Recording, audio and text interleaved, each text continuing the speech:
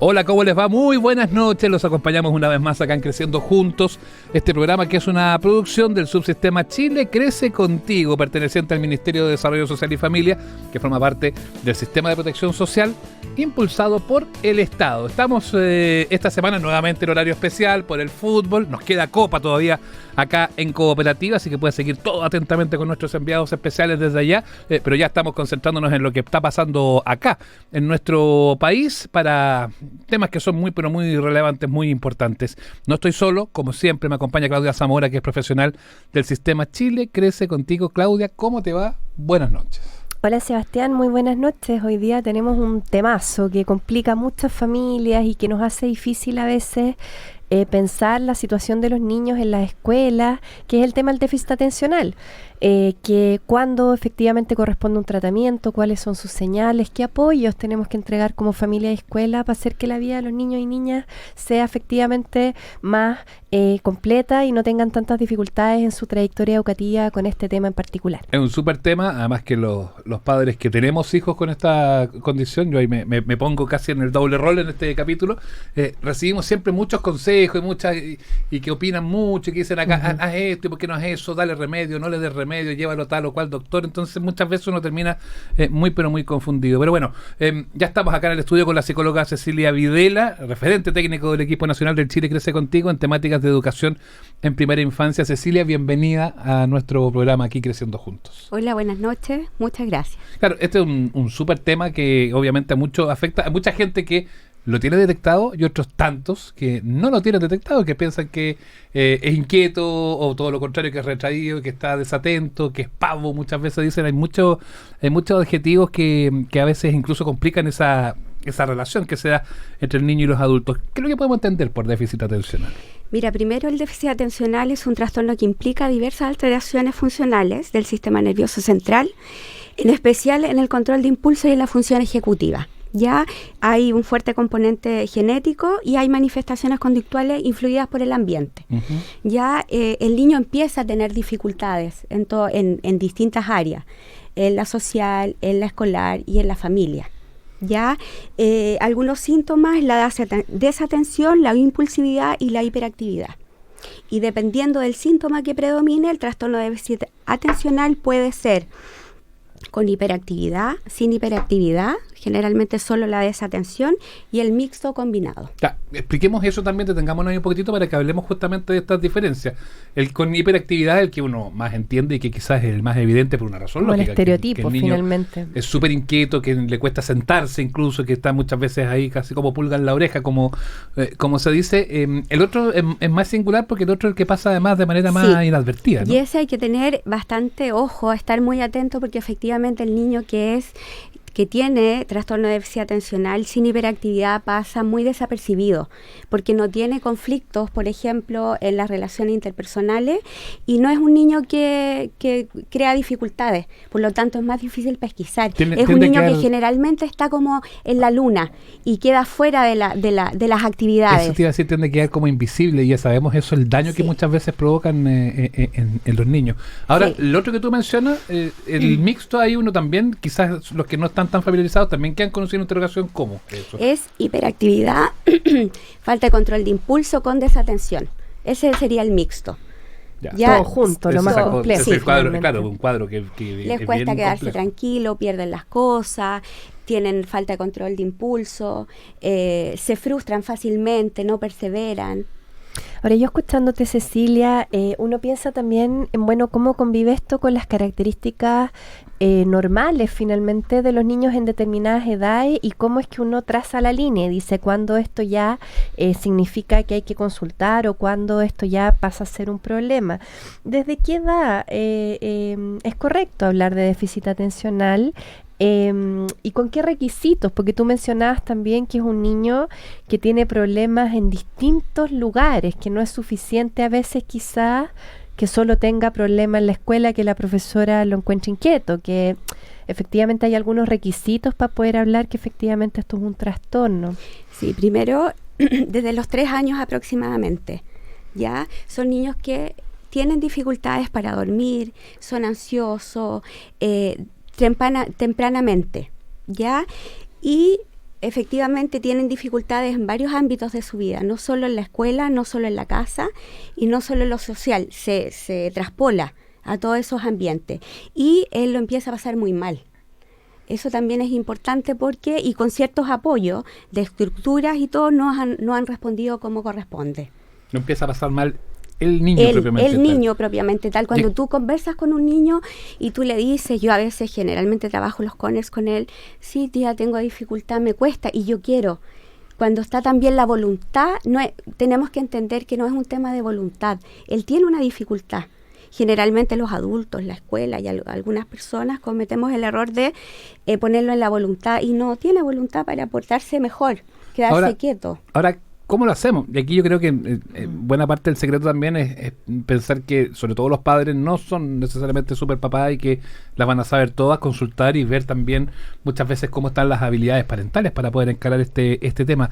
Pero en lo concreto, que es lo que le pasa a mucha gente, quedan hasta el techo, quedan saturados, que en el caso del colegio, que pierden el cuaderno, que pierden el estuche, que la comunicación no va en la libreta, sino que la pegan en el cuaderno de matemática, que en fin, que muchas veces se le quedó la mochila, o otros días como el de hoy con lluvia y viento, se le quedó la parca. Ya llega un minuto en que las habilidades parentales ya quedan totalmente desactivadas y uno dice, ¿qué hago? Si lo reto, tampoco va a funcionar. O muchas veces uno termina perdiendo el control y lo reta igual. Entonces, muchas veces, ¿cómo hace para que este marco del cual tiende el niño constantemente a salirse, uno poder encajonarlo o uno poder expandir este marco para poder incluirlo y no terminar en una relación de tanta tensión que se puede dar? Yo creo que una de las cosas claves es un poco tratar de mantener la calma y estructurar. Tener rutinas claras, consistentes y coherentes para el niño. Si él efectivamente tiene problemas con la pérdida de cosas, que todas vayan marcadas, ayudarlo a que encuentre sus cosas, que él sepa lo que lleva al colegio, acompañémoslos en que, yo a veces veo salir todos los niños con todo colgando, a ver, momento, echa eso a la mochila, acompañarlo, que él lo haga, que él aprenda. Acompañarlo, yo creo que tú das en un tema clave. Solos no pueden. No pueden solos, porque además son pequeños y ahí está lo que Claudia pregunta. Un niño de 3 años, tenga o no tenga algún déficit atencional, es difícil que pueda tener autonomía en cuidar sus cosas. Yo siempre digo, cosas que están en la mano se pierden. Entonces acompañarlo en eso, que él vea, se pueda preocupar de sus cosas. Pero claro, cuando mandamos a niños ultrabrigados, por ejemplo, o con las cosas marcadas, en mi experiencia escolar es como psicóloga, si yo le tiene marcado su polerón, por ejemplo, ¿y qué tiene? Un hilito rojo. Pero eso él no le ayuda. Nada, claro. Tiene que ser el nombre grande y que él sepa, que él lo pueda reconocer. Ahí también se le entrega, el niño empieza a entrar en un círculo virtuoso cuando él también tiene el control de ciertas cosas. Pero ayudémoslo en eso.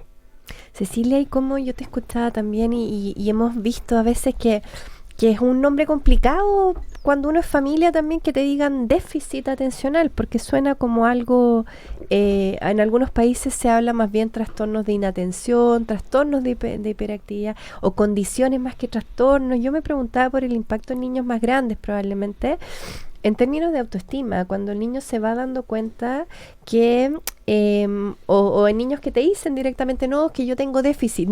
¿Déficit de qué? ¿De qué? Claro, o yo tengo déficit, o yo soy déficit, son frases que uno escucha en los niños y uno se pregunta cómo reciben ellos esto de que el título que tú tengas, en vez de lo que tú dices, que son más bien como características cotidianas en que tenemos que ir buscando cómo sacar su ámbito de competencia, pues son niños muy capaces, muy inteligentes, que finalmente tienen una manera diferente de aprender, una manera diferente de organizarse, y hay que apoyarlos en eso.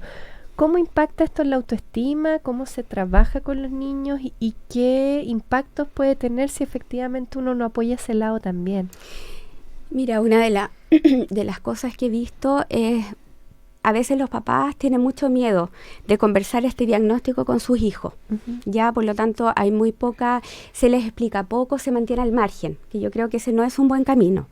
El niño debe saber, porque además él se da cuenta que tiene cierta dificultad, entonces es muy loco que no lo llamemos a él para ver qué plan hacemos, cómo lo apoyamos. O al contrario, muchas veces los niños, al no saber que tienen esta condición se angustian más porque no saben, no entienden por qué no el hermano a lo mejor nombre. es más tranquilo o que los compañeros todos están sentados en la sala y él no puede, porque no puede quedarse sentado. Y en la ahí sala. es donde impacta la autoestima, es decir, yo no soy capaz de. Claro. Los niños que tienen y Y ahí no son empieza tratados, el el círculo vicioso que yo digo. Ajá. Y ¿Por empieza a qué? caer de cabeza de que no, que Por soy supuesto. tonto, que soy desordenado, Las tareas que no me la- son que no para me la mí, puedo. no puedo. Cuando es un tema de organización de otra cosa y no de potencialidad de poder abordar el desafío escolares. Es así, es un súper tema este que estamos hablando. Pronto van a ser ustedes protagonistas, para que estén muy atentos y puedan seguir las redes de nuestro programa, que van a poder hacer preguntas, no tengo ninguna duda que van a ser muchas las que van a llegar. Estamos con Cecilia Videla, ella es psicóloga, referente técnico del equipo nacional del Chile Crece Contigo en temáticas de educación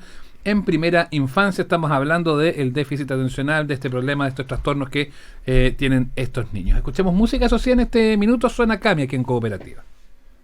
Ya estamos de regreso aquí en Creciendo Juntos por Cooperativa. Estamos hablando del déficit atencional, de este trastorno que tienen los niños, a veces con hiperactividad, a veces no.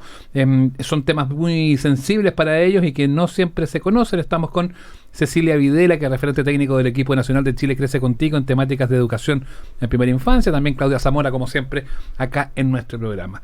Uno de los asuntos, Cecilia, Claudia, que habitualmente pasa y que esto tiene mucho que ver con la conversación que se da en el entorno, con los vecinos, con las amistades, con los mismos familiares, el niñito tanto, el compañerito, fíjate que le dan este remedio, yo creo que le va a hacer bien, podría probar y darle. Y muchas veces se arma esa situación que es bien compleja, o de frentón llega el minuto en que uno dice, ¿qué es lo que hago? ¿Tendré que ver a un médico? ¿Tendré que ver a un neurólogo? ¿Corresponde estos remedios? ¿No le hará mal este remedio? O la otra pregunta que muchas veces se hacen es, yo le doy el remedio y cambia, es otro niño, está perdiendo su personalidad, su forma de ser. ¿Cómo se aborda este tema y en qué minuto crees tú que es aconsejable ya tener la visión médica y quizás farmacológica para resolver este asunto?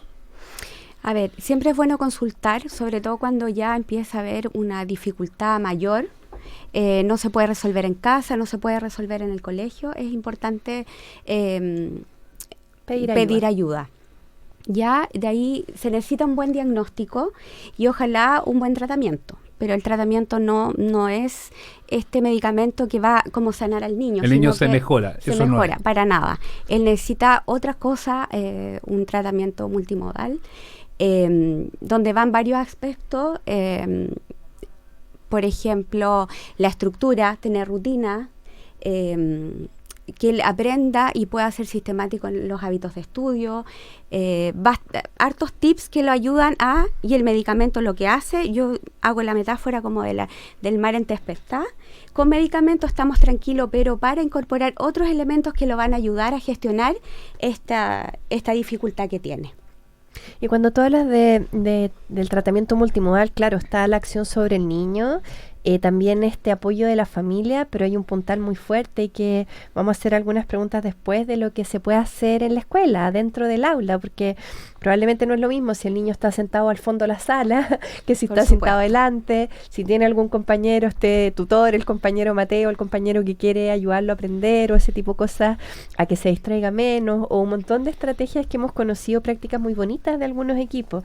Pero antes de pasar a eso también yo te iba a preguntar por el otro lado, porque también escuchamos muchas veces que en Chile hubiese como una epidemia de déficit atencional, que las cifras de diagnóstico en Chile son superiores a las de otros países, que la media en general habla un 5 o 6%, y en Chile en algunas veces tenemos 10, 12, hasta 14%, que significa varios niños en la sala, que a veces nos crían familias que nos dicen, no, en la sala de mi hijo son 8 o 10 niños los que están tomando medicamentos, y uno dice, ya, eso es como un 30%. Claro, no.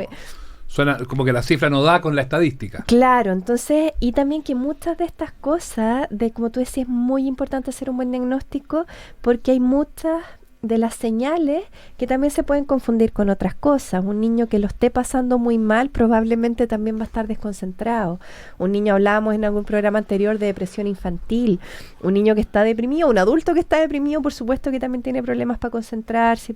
Entonces, ¿en qué medida crees tú que esto, cómo se afina el ojo entre que no se nos pasen los que se nos están pasando, particularmente los más desatentos, los que no son tan disruptivos en la sala, pero al mismo tiempo que no terminemos como trayendo niños a un ámbito que no les corresponde estar, con un diagnóstico equivocado finalmente? ¿Cómo afinar el ojo ahí? Yo creo que el diagnóstico diferencial es primordial. hay que hacer la diferencia entre otros trastornos. Hay mucha depresión infantil y uno puede confundir claramente cuando se dice que los niños están ocupados en otra cosa, en situaciones psicosociales, familiares, si están viviendo algún duelo, si están deprimidos, si hay trastorno conductual asociado. Efectivamente les es muy difícil, como a todos, estar predispuesto para poder aprender. Entonces sí, yo lo que propongo es un diagnóstico diferencial importante y que haya evaluación, porque también desde ahí uno puede ir afinando y ver si durante 3 meses cómo anduvo, sabes que no ha cambiado, y ahí ver y apuntar como a otro diagnóstico. Claro, estar ahí, tomar ese tema como que no necesariamente una opinión va a ser la única, Sí. que quizás Y no que quedarnos bueno en el medicamento, y ahí porque el medicamento no hace magia, eso No. ya lo sabemos. Ayuda en los casos que realmente lo necesitan y puede cambiar la trayectoria de ese niño con un tratamiento bien indicado, pero por supuesto, claro, como dices tú, no es que uno vaya a la consulta y salga con el medicamento y estamos listos. Con el truco de magia en la mano. Sí, vamos a pasar a cambiar el foco de la conversación para ver algunas historias positivas, pero un aspecto más que quiero yo destacar de lo complejo. Esto yo insisto desde la vivencia que los que somos papás de niños con estas características tenemos. Muchas veces también la relación con el colegio es compleja. Los colegios no entienden muchas veces, o no quieren entender, porque muchas saben que existe, pero no quieren entender, y muchas veces son transformados estos niños en un problema. Lo dejan así, lo dejan en esa condición, piden que lo saquen, piden que se los lleven un día, o si cuando hace pataleta, comillas, si se los pueden retirar del colegio. Y por otro lado, los colegios también dicen, claro, la familia no reconoce problemas, no se hace cargo, se genera un conflicto. Y cuando muchas veces al revés, sino que la familia ha puesto todo de su parte, pero también lo que necesita es comprensión de parte del colegio. Y muchas veces terminan saliendo del colegio, y ahí se da esta situación de niños que prácticamente pasan todos los años en distintos colegios con toda la pérdida y eso que tiene. Desde el lado de los apoderados y del lado de la escuela, ¿cómo abordar ese asunto y cómo buscar también un colegio que tenga las condiciones adecuadas para tener un niño con estas características? Sí, hay algunas escuelas que efectivamente tienen algunos elementos. Hay una educación emocional, hay una relación más fluida. Sin embargo, el grueso son un problema en el colegio. Pero hay hartas cosas que los profesores pueden hacer y los padres también. Por ejemplo, los padres siempre tratar de mantener una relación fluida con el colegio. Ya ser un apoderado activo, presente, ir a reuniones, a las actividades. Eso también favorece mucho la relación. Lo otro que es importante es que nos pongamos a conversar sobre el tema. Escuela, familia y el niño. Es súper importante sentarse y ver qué vamos a hacer en conjunto. La familia puede hacer esto, el colegio va a hacer esto otro, y el niño se le va a comprometer con ciertas acciones. Los profesores, por ejemplo, informarse, qué es lo que necesita. El profesor está mucho tiempo con el niño en la sala, por lo tanto está atento a...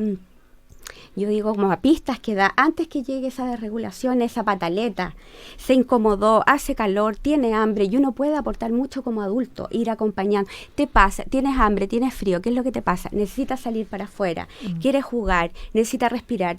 No sé, hay tantas cosas, tantos elementos que a los niños lo empiezan a interferir y que terminan en una pataleta, pero porque no se contuvo antes. Lo que sí sabemos también, y ahí complementando lo que decía Cecilia, es que cuando esta relación familia-escuela funciona, el resultado de los niños, en el fondo, en lo que tú mencionabas, que no tengan que tener este peregrinaje por colegios, que puede ser muy dañino, porque vas perdiendo a tus amigos, vas sintiendo... Claro. Y vas sintiendo también que finalmente, si no puedo estar en algún lugar, algo muy malo debe haber conmigo, que eso también en términos de construcción emocional, claro, se responsabiliza al niño, y eso no puede ser. Y no desde tengo una condición que es distinta, soy malo. Sí. En ese sentido, invertir, nosotros entendemos que es complejo para las familias y también para los docentes, pero invertir en una buena relación familia-escuela finalmente le evita a los niños unos daños que pueden ser muy complejos de resolver después. Entonces también ahí es importante, quizás Cecilia nos podrías dar las claves de qué cosas funcionan finalmente para que este niño o esta niña, porque también hablamos más de niños, pero pasan más desapercibidas a veces las niñas por los temas culturales, pero cómo es que se puede producir un proceso de aprendizaje integral, como tú decías, incorporando el tema emocional con herramientas de la casa. Tú hablabas de estructura en la casa y en la escuela de apoyo emocional. Finalmente, ¿qué tendrían que hacer estos papás y este equipo docente del colegio para apoyar al niño en su camino? A ver, en la familia hay hartas cosas que mejoran mucho, que es la estructura, rutinas claras, consistentes. La rutina a los niños les ayuda a tener más tranquilidad y les disminuye significativamente la angustia y la ansiedad. El acompañamiento en todo lo que hagan.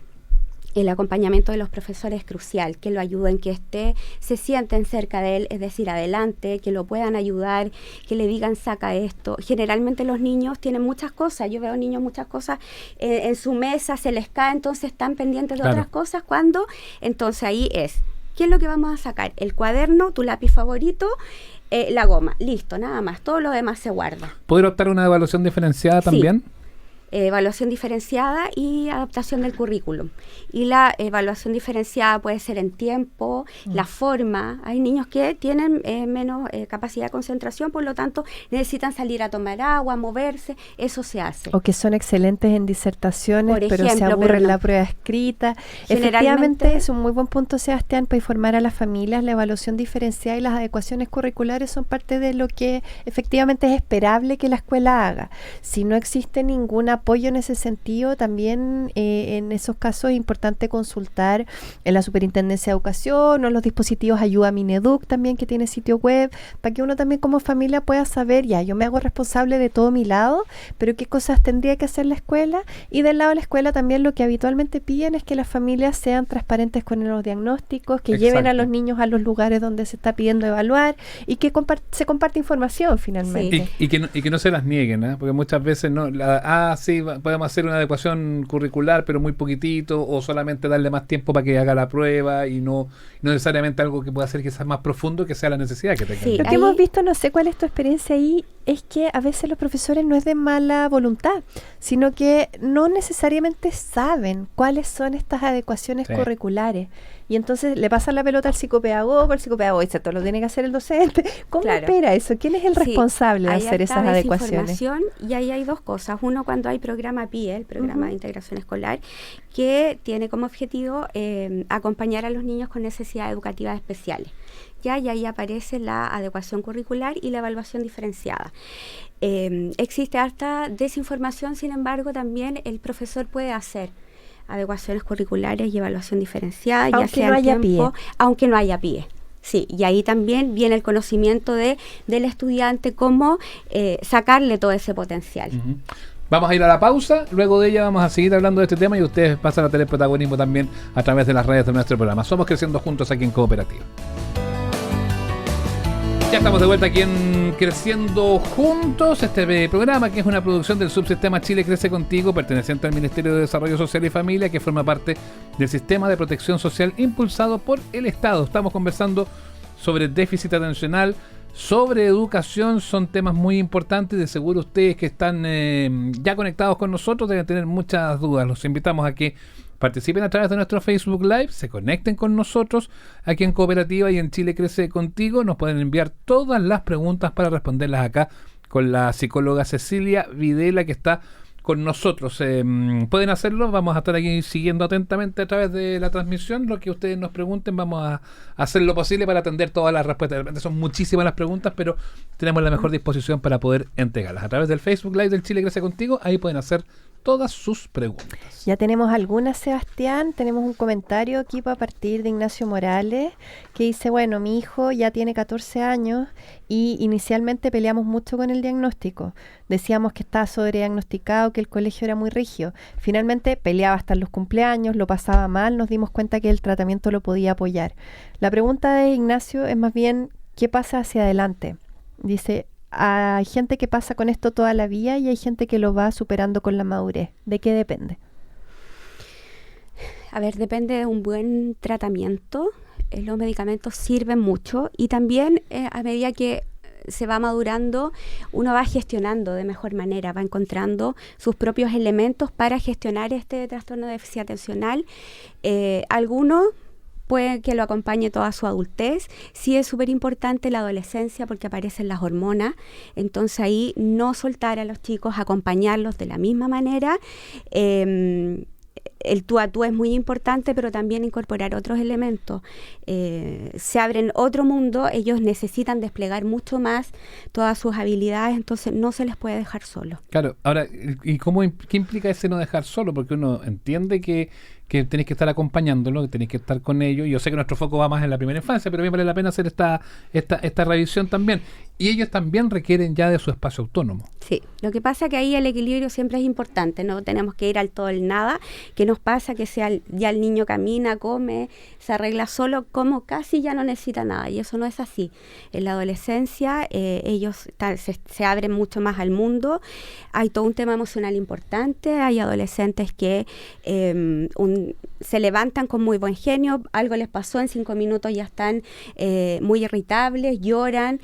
Efectivamente aparece el aburrimiento, tienen otros intereses, pero el trabajo escolar debe ser también supervisado y motivado, junto con otras áreas que empiezan a abrirse, ya sea la música, el deporte. Hay muchas cosas también que se pueden proyectar también y apoyar, y acá tenemos otra pregunta que es más bien las cosas de construcción de autoestima y de competencias, que dicen ¿cómo le enseño que él es capaz? ¿Cómo le enseño que él puede? A ver, algo muy importante que yo trabajo es que todos, niños y adultos, solo vamos a saber lo que somos capaces de hacer cuando lo hacemos. Por lo tanto, es súper importante motivarlos a los desafíos escolares. Y un tips muy importante es que uno le muestre actividades donde ellos van a ser exitosos. Y de ahí empezar a subir la complejidad. Ya motivarlos siempre a que tomen desafíos escolares. Por favor, incorporar el refuerzo positivo en todo. No solo cuando logra, es exitoso, sino también cuando persevera. Sí, hay hartas preguntas. Por ejemplo, Marcela nos escribe, dice, ¿hay algún tipo de prácticas diarias que favorezcan el control de impulso del niño que tiene trastorno de déficit atencional con hiperactividad? Sí. Es necesario como prestarle mente al niño y que él pueda saber qué es lo que siente ante cualquier evento. Ayudarlo a que él se dé cuenta, por ejemplo, tips como que piense antes de actuar, que se tome su momento, que no llegue y actúe, ¿ya? Eso básicamente. Esos son temas. Y mira, acá hay otra consulta y que tiene que ver también con un testimonio que yo creo que vale la pena que pongamos atención a ello. Dice Regi Fernández, gracias por escribirnos. Dice, mi hijo sufre déficit atencional e hiperactividad. Está medicado desde primero básico. Hoy ya tiene 15 y hace deporte para gastar energía. Vaya que es importante eso. Y la pregunta que nos hace Regi, yo creo que eso tiene más que ver con lo médico, pero que igual le podemos orientar en algo. Dice, ¿hasta qué edad debe medicarse? Yo entiendo que hay gente que no puede dejar nunca su medicamento, pero no sé qué es lo que puedes decirle tú. Y además, hablar de este factor que ella nos entrega que tiene que ver con el tema de la combinación con el deporte. Sí. A ver, en la medicación eso hay que ir evaluándose. Hay adultos que toman medicación y están muy bien, y otros que en la medida que aparece que están madurando se les quita la medicación. Eso depende de cada caso. O que ya ellos con fortaleza logran doblegar en el fondo la condición. Sin embargo, porque también están en ambientes que los ayudan más, porque también probablemente hay algo que pone uno, pero si a medida que uno va creciendo, uno va aprendiendo también a gestionar estos ambientes, una rutina, una manera de organizarte, y estás en un entorno laboral, por ejemplo, estructurado, que te facilita la creatividad, que no te exige tanta, por ejemplo, como se ve en la tele, estas cosas de las empresas tecnológicas, claro, que tienen unos espacios muy libres de creación, que las personas libres con silloncitos, claro, con lugares cómodos, y que lo que se valora es más bien la creación y la innovación, y que las personas que tienen, muchas personas que están ahí tienen este historial de condición de déficit atencional y son trabajadores tremendamente valorados. Bueno, eso tiene tanto que ver con el cambio de mirada que hemos hablado, no solamente aquí en sino que en prácticamente todos los capítulos de este programa, que el cambio de mirada de vida que se debe tener. El tema de la combinación con el deporte, eso también hace muy bien, ¿no es cierto? Sí, Porque gasta la energía y también le sirve como para, de una manera distinta, también aprender a respetar las reglas del juego. Les da una estructura, turnos, sí. sentirse necesitan- capaces quizás. Socializan de otra manera también, es algo que ellos eligen, es muy importante la actividad física. Sí. Cecilia, tenemos otra pregunta también de Marcela que dice, ¿cómo opera el tema del sueño? Que lo conversábamos un poco fuera de programa, en que muchas veces, claro, si uno duerme muy mal, probablemente nos pasa a todos, pero a estos niños y niñas quizás más aún, que es difícil concentrarte, que estás más irritable, que puedes tener más dificultades para aprender.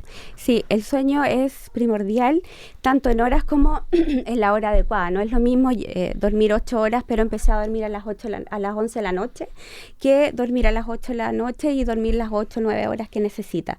El sueño es primordial, la alimentación también es primordial. Ahí lo voy a definir como acciones de neuroprotección. El sueño, la alimentación, que tiene que ver con la baja ingesta de azúcar, incorporar más agua, frutas y verduras, el deporte. Eso sería como el lugar también. La o el receta de camino, protección. sí. Es importante eso. Y bueno, Marisa, en la primera parte hablamos de esto, pero Marisa Faunde nos dice también que le demos una vuelta y que hablemos un poco de el déficit hipoactivo, que se tiene que ver con otras cosas. Dice, como son niños de bajo perfil, cuesta un poquito más pesquisarlo, es más difícil de diagnosticar. ¿Qué es lo que hacemos con estos casos? A ver, hay que mirar bien cómo está el tema, la disposición para aprender.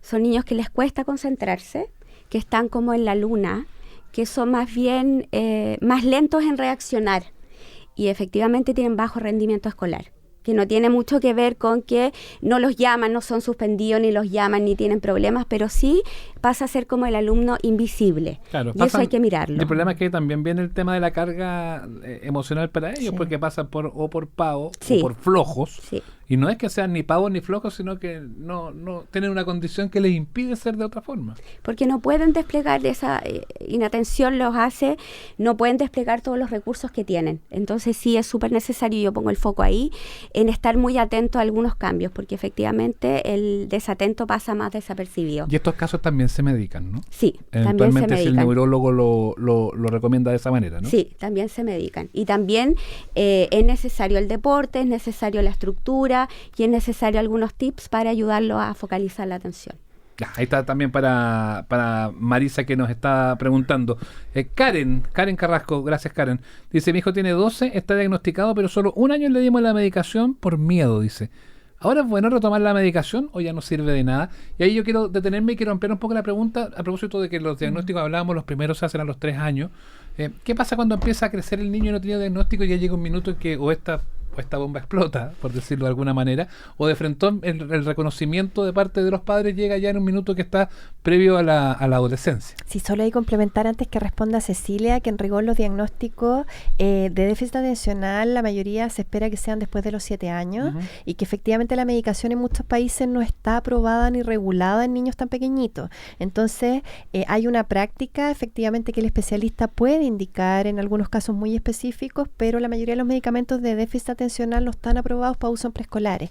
Y eso es importante también, que cuando uno dice desde los 3 años, que desde los 3 años quizás uno puede ir mirando algunos signos, pero que no necesariamente, porque a los 3 años los niños evolutivamente son inquietos, son dispersos, están aprendiendo. Hay unas cosas que van de la mano del desarrollo. Claro, y que en el fondo es muy importante, y lo hemos conversado en varios programas, apoyar el desarrollo normal de los niños con las expectativas de los niños, no las de los adultos. Es muy raro pedirle o esperar de un niño de 3 años que esté quieto, concentrado y atento un tiempo largo en una sala. Por eso que los jardines infantiles funcionan en otro modelo, funcionan en grupo, funcionan con una lógica de aprendizaje a través del juego, etcétera. Es súper interesante esa diferencia que hacemos, para que también no signifique que después van a decir que aquí les dijimos que a los 3 años tenía que llevarlo al neurólogo para que los medique. Pero también se habla muchas veces de que la edad es importante y que ya llega un minuto en que a lo mejor esto no necesariamente es tan adecuado o va a tener tanto éxito. ¿Es así? ¿O aunque tenga 12, 15 años,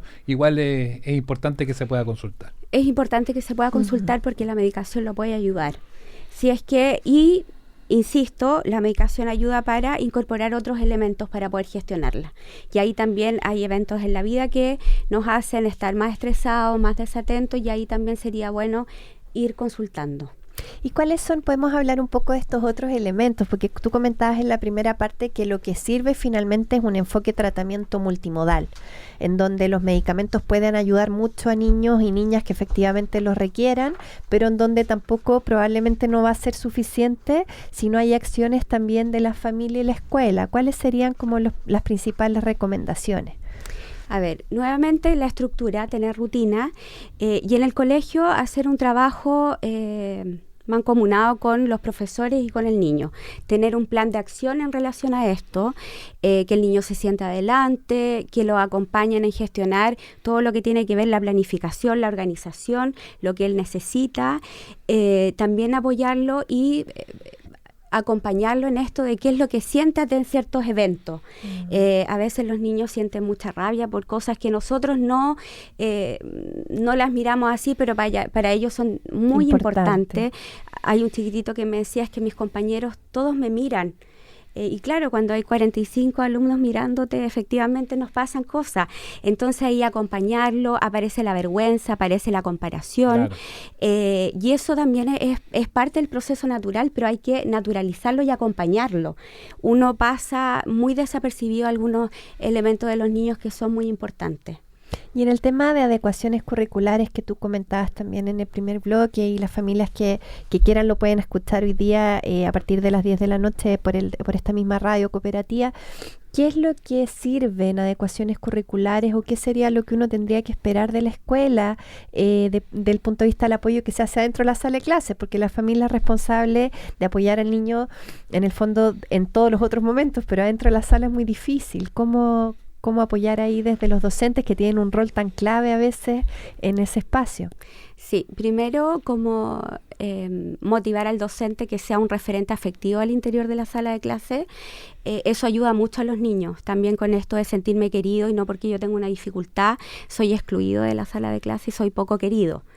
Con respecto a la adecuación curricular, hay niños que, por ejemplo, no pueden tomar o no toman la clase de inglés, por ejemplo. Las matemáticas empiezan de un nivel un poco más bajo o más para que ellos sean más exitosos, y de ahí se va complejizando el tema. O tú mencionabas también incluso la ubicación, de dónde lo siento. La ubicación es muy importante, porque si yo soy desatenta efectivamente y estoy en el último asiento, todo me va a desatender. Cometen errores como que están escribiendo y están súper motivados, pero están tan lejos que se equivocan de línea. No entienden las instrucciones, se demoran más en escribir. Por lo tanto, también asegurarnos que el niño haya terminado su trabajo, o también, que ayuda mucho, que tengan un compañero que los apoye en eso. Y ahí también se fortalece la relación social, y es decir, también me siento acompañado, y trabajamos también la inclusión al interior de la sala y de los colegios. Eso es muy bueno.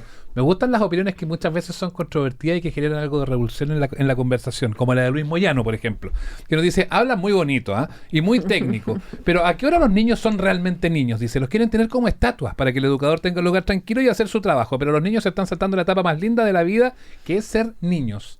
El tema es que... Sí, concordamos con Luis en lo que conversábamos antes, que cómo permitimos, en el fondo, si le pedimos a los niños expectativas que son para los adultos o son para los niños. Y ahí sí, Cecilia, ahí te hago la pregunta, porque conversábamos también que hay como un punto medio entre decir, hay un sobrediagnóstico brutal en Chile de déficit atencional, que es una posición que cuando uno mira las cifras no es tan loca, porque Chile efectivamente tiene mucho más diagnóstico que otros países, pero por otro lado también vemos niños, historias de niños que dicen, a mí recién, y nos están publicando varias en este mismo chat, a mí recién me diagnosticaron a los 10, a los 12, a los 14 años, y para atrás tengo todo un historial de haberlo pasado muy mal, de sentir que yo tenía algo malo, de no entender por qué yo no aprendí y mis compañeros sí, y finalmente son niños que no tuvieron acceso a un tratamiento en un momento que podría haber sido muy efectivo y hacer que tú no crecieras pensando en que eras tonto, en que eras pavo, que era, como tú decías,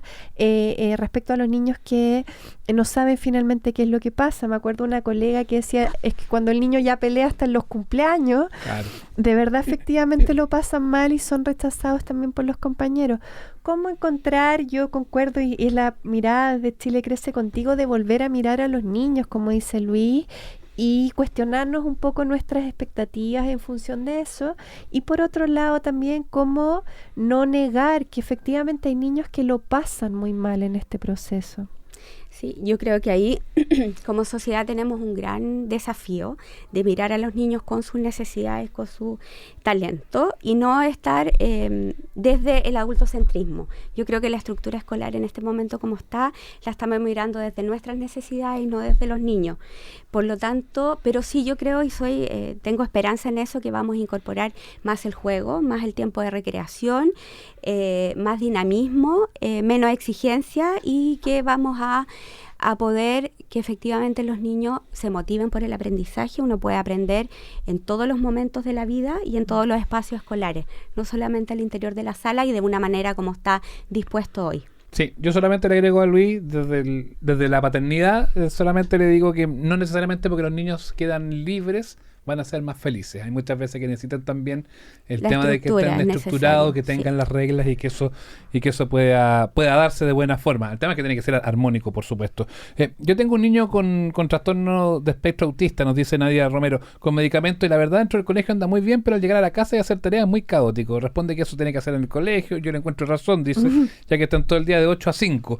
Muchas veces se complica. Es un niño de 6 años, está en primero básico. ¿Qué debemos hacer como papá para poder reforzar y que no se genere este estrés? Eso pasa mucho, ¿eh? De repente llegan de estar buena parte del día en el colegio, llegan a la casa con más tareas, con tareas para los papás también muchas veces, porque son unas cosas que los cabros solo no se la pueden.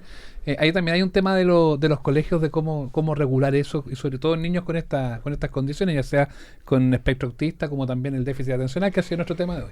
Sí, generalmente la tarea debería llegar a la casa cuando el niño no pudo completarla en el colegio. Claro. ¿Ya?